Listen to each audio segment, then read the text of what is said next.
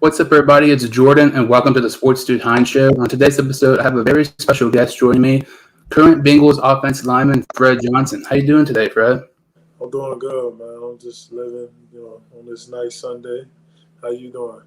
I'm doing really good. I'm really excited you can join my show and everything.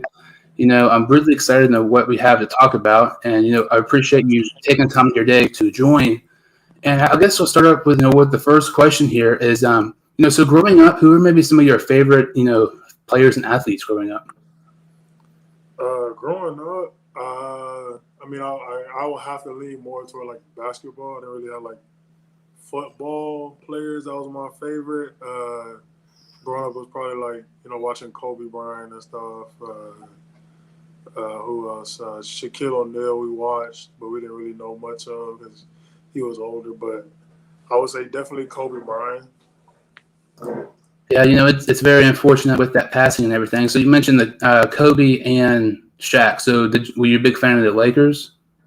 Nah, I didn't really have a team. I was really a Celtics fan, like with the big three with Paul Pierce, Kevin Garnett, and Ray Allen.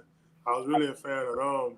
But like Kobe was like the singular athlete that I like, most. Like you shoot a three at like an Olympic pickup game, you yell Kobe Bryant, like you yell Kobe when you shoot it, like stuff that Kobe, hoping they go in, praying they go in and stuff. So I would say I was more of a Celtics fan growing up. Yeah, Kobe was all right. Shaq was all right too. I really hated the Lakers because I was also a big Celtics fan and still am. So cannot like the Lakers at all. That's like liking the Steelers and the Bengals. I mean, there's no way that could happen type of deal. And No chance. yeah. So you actually grew up in Florida. You played high school football in Florida, and in your college career, you actually played at Florida University. Was that always kind of like your dream school to play at Florida University? Uh, Probably not. I didn't even think I was going to college. My 1 year I played in high school. So like I didn't really have like a favorite high school to go. A college to go to, or had like a pick like one. Like, yeah, once I get this offer, I'm committing. I'm doing this and that. So I feel like that. I feel like that just kept my like process, my like college choosing process open. Um, I only played 1 year in high school, so there's that. Didn't really know how to get to college. All I knew is that if I played high school football, and the 1 year I played it, I would have a better chance at going to college, and it kind of worked out in my favor. I had predominant schools like offer me, and I chose Florida. I felt like it was the best fit. I felt like it was like home, kind of, and never doubted that decision after that. So. That is absolutely crazy. Only playing 1 year of high school and going to like the best conference in college football and one of the most prestigious schools in the country in Florida. Yeah. When you look at some kids growing up who've worked their whole life to play somewhere, and they play at like a Division III school, an FCS school. I mean, you play 1 year and you're going to like a huge school like Florida. That's really really awesome. Yeah, that's it. There's a whole lot of luck and just a whole lot of like blessings, like because it wasn't just that I had to play football to go get the scholarship. I had to do a whole bunch of stuff after my senior year to even become eligible to play college football. Like get my grades right for the 2 years, and like my first 2 years of high school, I didn't do anything. I had to stay on the computer. There was a lot of sacrifices that went into being able to go into college, not just stepping on the field. 6'8", however much I weighed in college, 270. Just getting an offer like willy nilly. It was a lot more that went into it that I realized a lot of my peers who were probably in the same boat wasn't willing to sacrifice. Just a grind to get where you want to go. And it was a blessing to like be able to be in that position to have colleges to choose from and go to Florida. So. Yeah, that's really really cool. And I'm actually I like Florida a little bit. So did you have maybe like a favorite moment there? During your time at Florida? My favorite moment was probably, I say this all the time, it was probably the Tennessee game at home. And it was like a Hail Mary by Felipe Franks down to the end zone, and that's probably the craziest like scene ever. full crowd, stadiums rocking everything, and like I remember he broke out the pocket. I was like guard. He broke out the pocket to my right, and he ran out like 5 yards horizontal, like parallel with the line of scrimmage, and he just heaved it. And then I'm like looking at him like, "Are you about to run to the end zone?" And I'm like looking at the ball in the air, and it just came down to Tyree Cleveland's arm in the end zone. Before anybody could say anything, I'm already running down there like it's a touchdown and stuff. It was probably the most surreal moment at Florida. Probably that. And then a close second is when we had a goal line stand at LSU during we had a hurricane year. And so we had to go play LSU at home, at their home, when we were supposed to be at our home.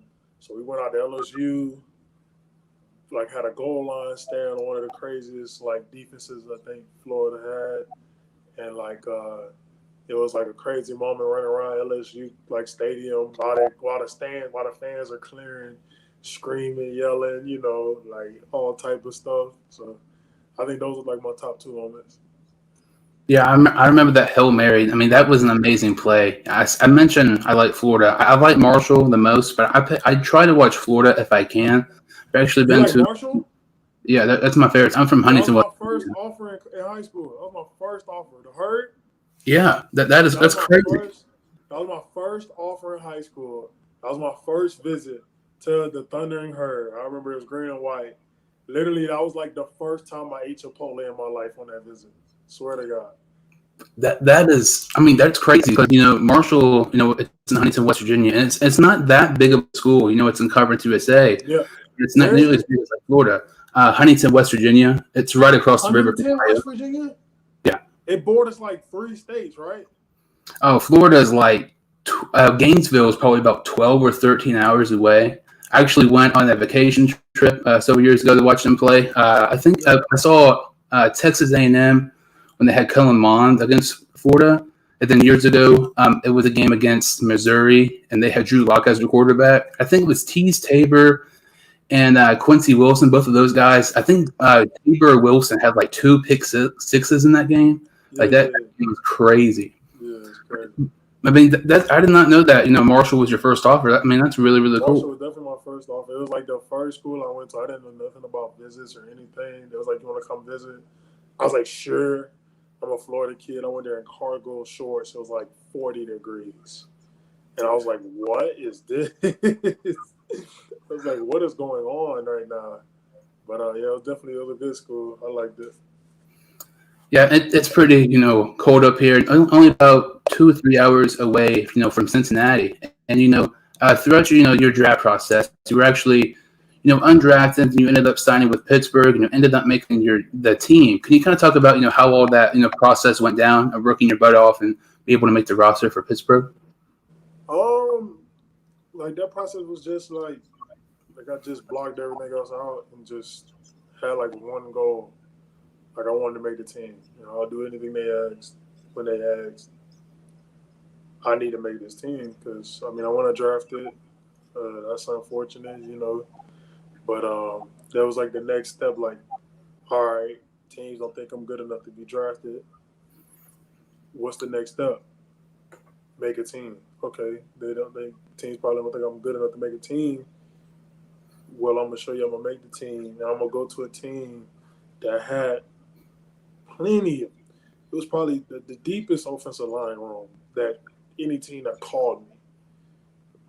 2019, they had 8, 9 offensive linemen on the roster as is. But one thing stood out, and I was like, all right, I'm gonna go learn from Marquise Pouncey and Dave DeCastro and all the vets that was there on that starting line that year. And I went, soaked up everything I could, and made the team just by being in the right place at the right time, and 2, just having an attitude that just I won't be denied, basically. Even when the cuts, the final cuts of training camp came, I went down to the facility, fully packed from my hotel, Ubered from the hotel to this facility, waiting for my name to be called or to be cut.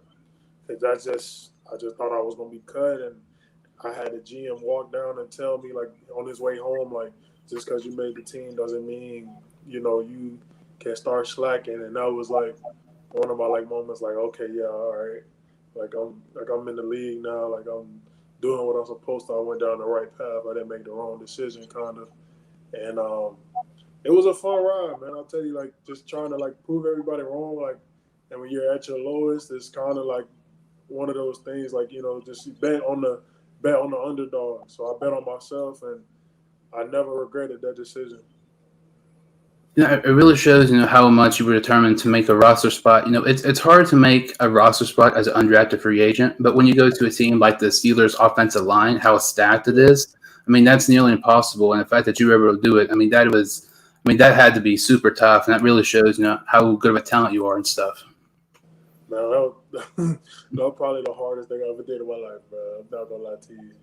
But I definitely like how I performed there and how I made the team and stuff. But I got released. I mean, I got waived like 4 months later, 6 months later, like 6 weeks later, 7 weeks later, and it was probably back at that same feeling like, damn, I got to make another team. I got to do this. I got to do that.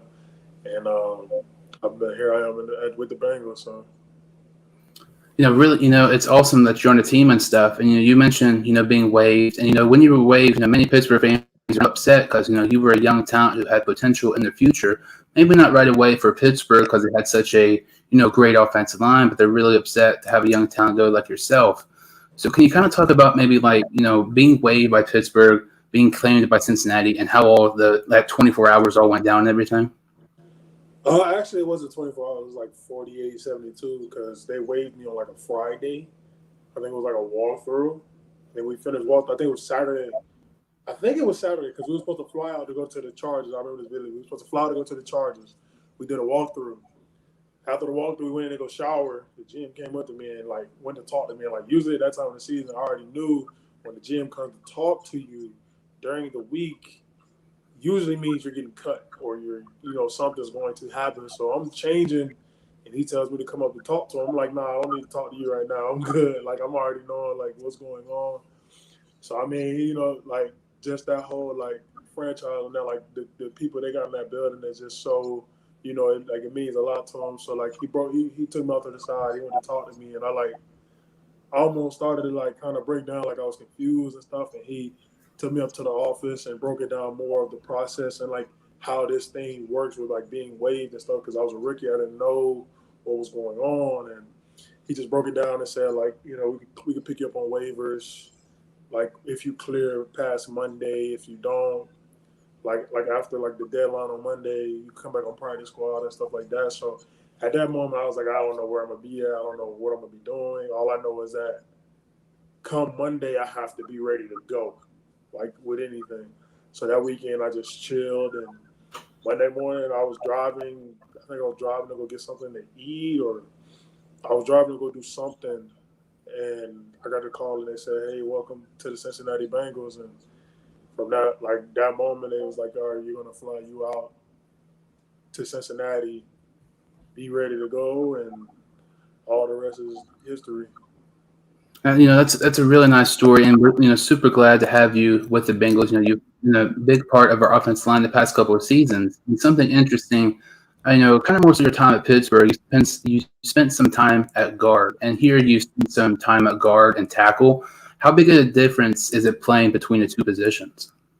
Um, I feel like it's like different because like guard, you're just in a box. Like you're in a box. The box is literally as long as your hands can move, like from side to side. And at tackle, you're in more space.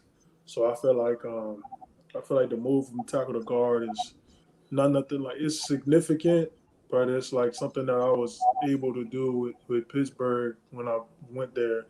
Like I haven't played tackle in I don't know how many years, and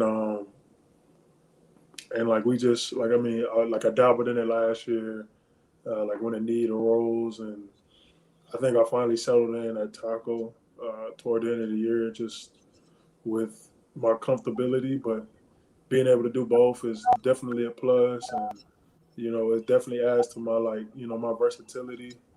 And I always would try to like rep it, even when I'm not at tackle or when they say I'm not at tackle, just because you never know when you have to like step up and give a perfect performance. Flexibility, that's a big part, being an offensive lineman. Look at yourself, you can play guard and tackle. Our recent draft pick can play guard and tackle. Billy Price and Trey Hopkins, they can both play guard and center. So, of guard and tackle, which position do you kind of think is more easier to play, and which position do you feel is you're more comfortable playing at? Like, what do you mean? Like I'm more comfortable to play at, or which one is easier? Because I don't. Which one's easier? Which one's easier, and which one do you feel more comfortable playing at? That's two parts. I personally don't think none of them is easy, but I would say, like, I played guard for 3 years at Florida, and I played tackle for the last 2 years in the league. So I mean, I don't know which one. Like, for me, I would prefer to play tackle just because of my body size and how tall I am. I don't feel like any one of them is any easier than the other, just because, like, you ask other guys like who play both or who do both, and it's gonna be probably the same thing. Like, in the league, no position is easy. Going against the best of the best every week, there's no position that's gonna be easier than the other. No position that's gonna be tougher, but it's just whichever one you're better at repping that week, I guess. So I would say I like tackle more though. You kind of mentioned you played tackle some towards the end of last season, and last season was just absolutely crazy. We never had an NFL season, like it, with coronavirus and everything going on, and there was times where there was no fans, at games. Can you talk about just how difficult last season was, with no fans and the coronavirus and everything like that? I mean, the coronavirus stuff was like, I feel like it was protocol. Like, you got to get tested all the time, and you have to do like different stuff to prevent it from spreading to other people. Keep everybody safe, but try to still produce a product as such as like NFL games. And I mean, I think it was tough just because something that none of us ever really did, none of us ever really experienced. And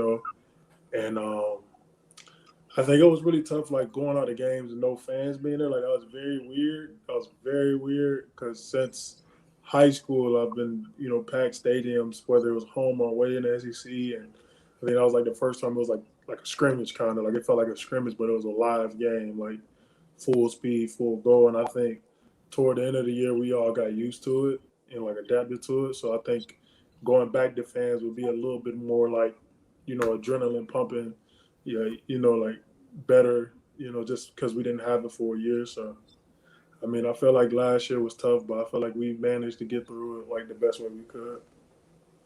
Yeah, and you mentioned, the fans. I mean, that's just crazy, playing and, really in front of no fans. And with the coronavirus, hopefully that does not really happen, this season. Hopefully we can have, full attendance and everything with different stadiums. And, speaking of fans and attendance, I always think about, that Monday Night Football game last year against Pittsburgh. The crowd was rocking and everything. That victory was awesome. Can you kind of talk about, that huge win over Pittsburgh on Monday Night Football, kind of getting revenge on your old team in a way? That game was like, I don't even know. Like, we was just like very much so like, all right, we're going to go play football. Not really thinking of anything else. We're just going to play football the best way we could play football. And I think we did. And I think, having the backup quarterback in and stuff like that, like, I think nobody expected it. I think nobody really thought we was going to try to come out there and, win the game from the jump. But, I mean, we definitely went out and executed. The defense played great. Offense, we were moving the ball very well. And I think it was more exciting to just, rub it in, like, my old teammates' face, like, yeah, we beat y'all.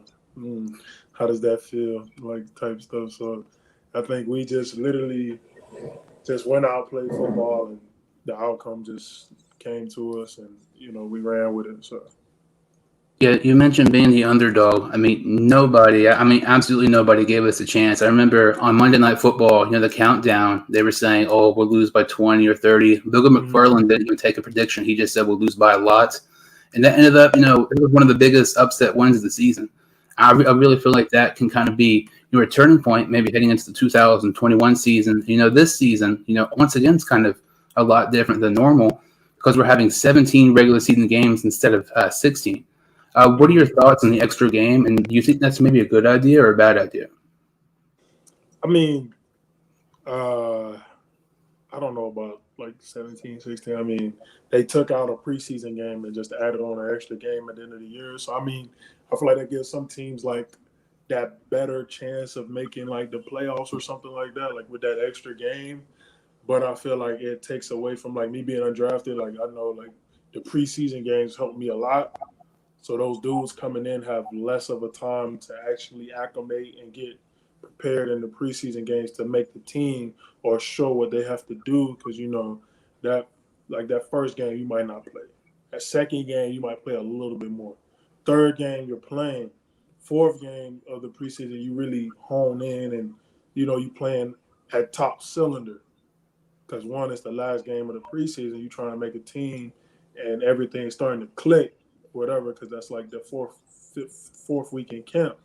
So I feel like you know it's give and take. Like it helps the team, but it takes away from guys who like don't really have the opportunity as drafted guys to make a team. You know what I'm saying? Yeah, So like, that's to me that's the only really downfall of it. I love that there's more regular season games because it's going to be a whole lot more entertaining. But like you mentioned, I just think that that's the one thing to me I don't like because guys like yourself who've worked like so hard to try to make a roster spot. I mean, it's so hard to begin with, but now with one less game, it is going to be just so much harder and everything. it's gonna be harder. I mean, I think it's gonna be harder, but like I feel like kids going into it would be like, okay, like I only got 3 games to make it, so I feel like it's going to even out eventually. But I mean, an extra game is an extra game. I feel like that's a better chance from teams who went, you know, like 8-8 from 8-16, just breaking even to have that extra game to try to like push their season to a plus or something like that. So And this season is it's very interesting because we're going to have full attendance and everything with the extra game. And something else is we have a new offensive line coach in Frank Pollack. What's some things that you've kind of learned from Frank Pollack so far that you maybe think can help you in the upcoming season? just his details, like honestly, his details, like he's literally probably one of the most detailed coaches I ever came across. He's just so honed in with what he wants you to do and how he wants you to move.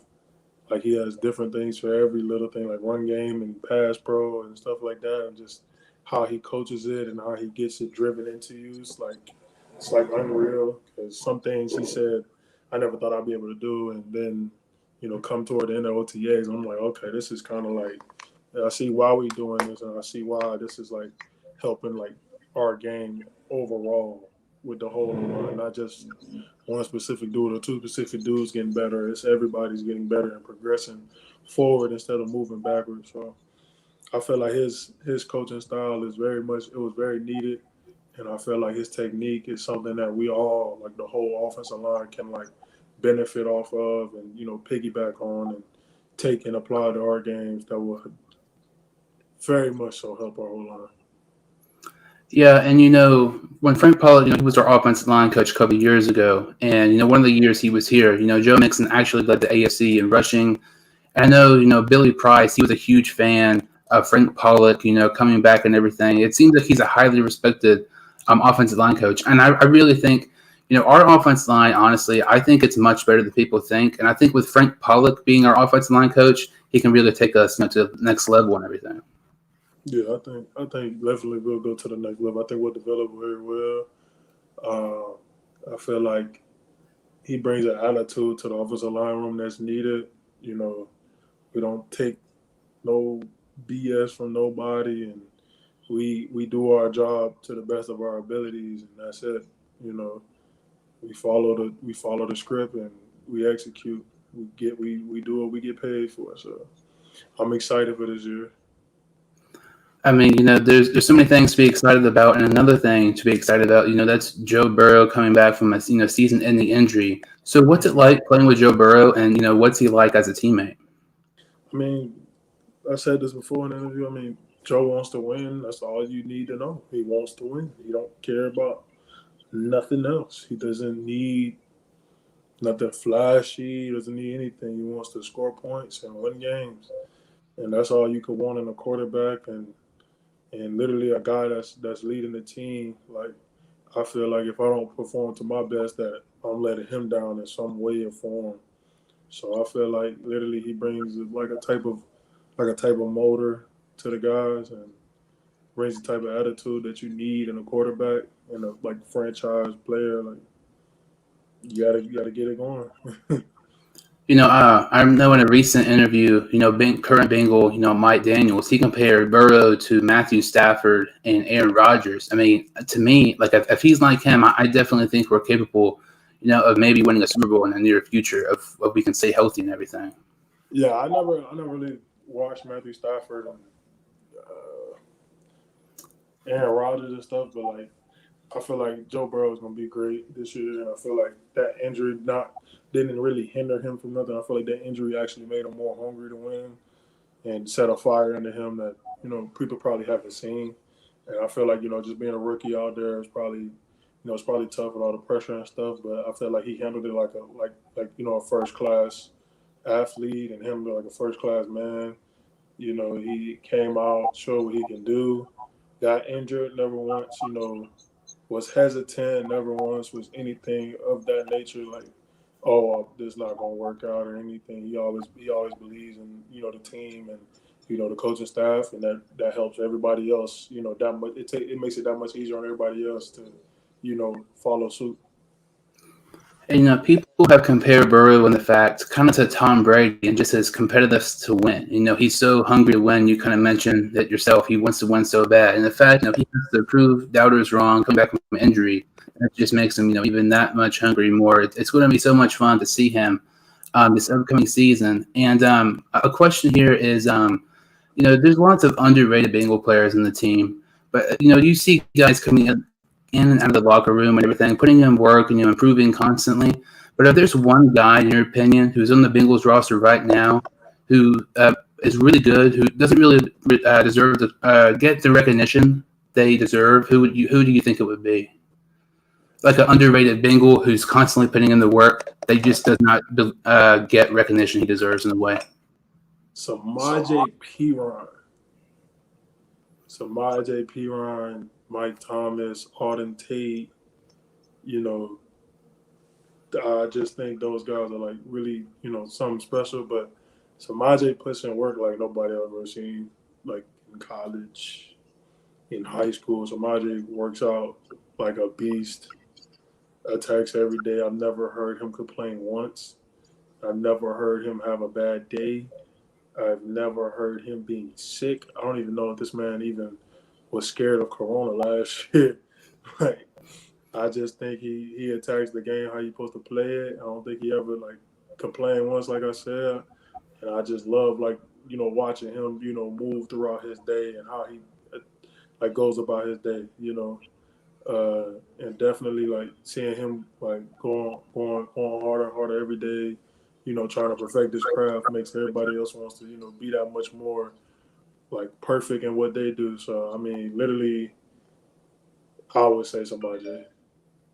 Yeah, he's putting in the work and everything. He's absolutely jacked and stuff. And the limited snaps he played last season, he was really good. The Bengals think really highly of him because we were able to extend him on a 2-year deal. And a question here, there's lots of I've seen players mic'd up in games, like Joe Burrow, Tyler Boyd, some of those guys, and some of them are pretty funny. So if you had to pick the funniest Bengal player right now, who do you think it would be? The funniest? Or maybe a top three if you think of one. The funniest? Can I pick myself? I guess, yeah. No, I ain't gonna pick myself. The funniest one right now will have to be Khalil McKenzie. Even though he was a Tennessee volunteer, he's probably the funniest one right now to date. Because literally he'll come say something to you and you'll have to like think about it and you'll be like, man, what? Like, what you got going on? He's definitely the funniest one in the locker room right now. I'll say Khalil McKenzie and probably Quentin Spain. He's funny too. And I know I've seen some videos. Is Jamar Chase pretty funny too? I think he's pretty funny. I've seen some videos and things of him. Yeah, Jamar funny too. He a personable guy. A question here. Being in Cincinnati for the past couple of years, And I know you've probably been asked this before, but which one do you like more, Skyline chili or Goldstar chili? All right. I only had Skyline chili once, and I ordered it, so I can't really give like an accurate thing. But I've never had Gold Star, and I don't probably think I'm going to have Skyline again. But I mean, Skyline's cool. I don't think it's nothing like it's not as crazy as people made it seem, I guess. Because like chili in Florida, way better. I'm sorry, I don't know.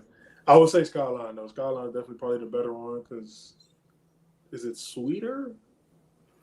Honestly, I don't really. I've had it a few times. I think it's a little sweet, but kind of mentioned Yeah, there's no Skyline around here, so I don't get it often and stuff. yeah, But yeah. I don't mind Skyline though. Skyline would probably be the better one. I mean, I'm gonna go try Gold Star maybe one day. I'm feeling like a craving for chili. I know lots of people around. Lots of people in the Cincinnati area. I mean, they love Skyline. I actually did a Oh poll my god! recently. Oh 88% my of god! people like Skyline more than Gold Star. I don't dislike Gold Star, but like the Yeah, Skyline obsession in Cincinnati is it's kind of out of it control, is. honestly. It is bad. I never seen chili on spaghetti till I got here, and I was like, "Is that good?" And literally, the person who was eating was like, "Yes, this is the best thing ever." And like I eat this like at least 3 times a week. I was like, 3 times? You eat chili spaghetti 3 times a week? I was like, I don't even want to try that. I don't even want to go down that road. I was actually talking to somebody, and they were telling me they had Skyline chili out of a jar, and they would just drink it out of the jar. I don't even know how people can do that. I don't get how people like Skyline that much. Like I like it, but there's a fine line between liking it and just crazy about They drunk it out of a jar. it. Yeah, it's pretty crazy. Did you ask them if they was okay? Did you I didn't, but I probably should have. did you say, "Are you all right? Do you need a hug or something? You drinking chili out of a jar?" Did they I, warm it up at least? Did they just eat it cold? I think they at least heat it up though, but it's still pretty Man, crazy. yeah, that's crazy. I can't do that. I'm sorry. I And can't do it. Skyline, the obsession is just crazy in Cincinnati, and there's lots of different things to do in Cincinnati. So different attractions and things. So like when you aren't playing football or working out or anything, what are some of your favorite things like you like to do in your free time? Probably the only thing I do in my free time is play the video game. That's probably it. I play Call of Duty at least majority of my day after workouts, or if I'm not taking a nap or something or walking my dog, I'm definitely playing Call of Duty or watching anime. Watching what? Anime? Oh, Do you know do you about have like a anime? favorite anime show or something? Do you know about anime? Yeah, I've not watched it. I know. I just couldn't hear what you said there. You watch anime? No, I said I don't watch it. Oh, why you don't watch anime, man? Come on, it's just cartoons. You have a Uh, favorite show of it? huh? You have a favorite anime show? Yeah, I'm watching One Piece and My Hero Academia now. So I like them all, but I have a few favorites like Dragon Ball Z and stuff like that. But that's about it. You also mentioned video games. So you Xbox or a PS5 guy? I have a PS5, but I play mostly on my PC. So I switched from PS5 to PC because I heard the PC was better, and PCs are definitely better than consoles. But consoles are kind of catching up now, I guess. Yeah, definitely. And I got one final question here. So what's one thing in particular you're most excited about coming up with the 2021 season? Um, One thing I'm most excited about is trying to change my role on the team. Like trying not to be like a backup type of guy. Try to like change my role to being, a front runner, starter in the NFL. I feel like I figured it out. I figured out, my first 2 years, how to be a pro and figuring out how to, execute at a high level. Like toward the end of last year, I felt like I was playing probably like good for the best football I've played in the league. And this year, I'm just more excited about my role on the team and helping the team win. because there was a lot of situations last year that made me regret not being on the field at a certain time. And I feel like I'm not really trying to have those feelings this year. And I'm trying to be that guy that, like, Burrow and everybody else can depend on and, put faith into. Like, we don't have to worry about this guy every week, Fred's got him or something like that, of that nature. But definitely excited for this season, for this team, for this year with the Bengals, and trying to make the most of it, treat every week like it's a Super Bowl and go out and play football. It's been a long time since we played, so. With your flexibility playing guard and tackle, and towards the end of the season, you were really getting going. For the Bengals, there's so much to look forward to this season, and as yourself, for your impact, on the team. I really appreciate you, joining the show once again. So can you tell some of the listeners where they can follow you on Instagram and Twitter and everything like that? Huh? Can you tell some of the listeners they can follow you on Instagram and Twitter? Yeah, y'all go ahead and follow me on Instagram at Fredo_Kruger. And I should pop up. I have like a Bengals, I think it was the Color Rush jersey on, and then Twitter is Fred the Dawn 74. And I'm not really on Twitter that much, but I might start posting if people follow me. Just posting about my day and posting different thoughts on things and stuff like that. Never really got into it yet, but definitely willing to. But I'm mostly on Instagram and. Just hit me up on there if you want to hit me up. I try to reply to everybody, all the requests and stuff, but it comes like I get to it every so often and, try to empty it out. But definitely give me a follow, give me a shout. I'll repost it and can try to build like a connection or something. Yeah, I'll definitely put the links, for Instagram and Twitter below so people can follow you. And once again, I really appreciate you, taking the time of your day to join. Thank you all so much for listening. If you can like this video and subscribe to the channel, I appreciate it. And I will see you all next time on the Sports Dude Hunt Show.